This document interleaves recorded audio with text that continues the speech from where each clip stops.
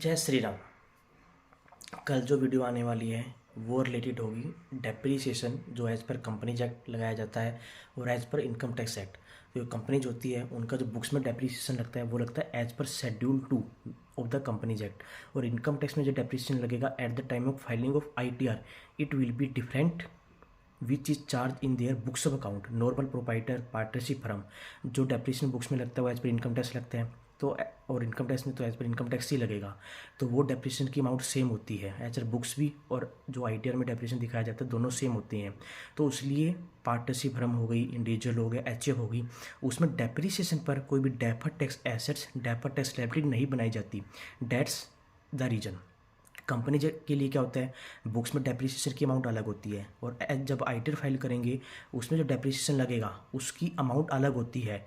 तो बुक्स में हम डेप्रीसिएशन मान लो 1 लाख है, इनकम टैक्स में हम 1.5 लाख क्लेम करेंगे तो 50,000 रुपये अपना डेफर्ड टैक्स क्रिएट किया जाएगा।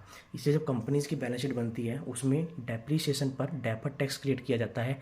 कभी इंडिविजुअल, पार्टनरशिप फर्म, आप HUF हो गया, इनकी आप बैलेंस शीट देखोगे कभी भी डेफर्ड टैक्स नहीं बनाया जाता ऑन डेप्रीसिएशन। बिकॉज जो डेप्रीसिएशन की फिगर इनकम टैक्स में होती है जो बुक्स में होती है वो सेम होती है, क्योंकि बुक्स में भी एज पर इनकम टैक्स से डेप्रीसिएशन चार्ज किया जाता है, क्योंकि उनके कोई सेपरेट एक्ट में जो भी एक्ट एप्लीकेबल होता है उसमें कोई अलग डेप्रीसिएशन रेट गिवन नहीं है। बट कंपनीज के डेप्रीसिएशन रेट शेड्यूल 2 में अलग गिवन है जो कि इनकम टैक्स से अलग होती है। तो दोनों में डेप्रीसिएशन की फिगर अलग अलग होती है, that's why deferred tax create किया जाता है।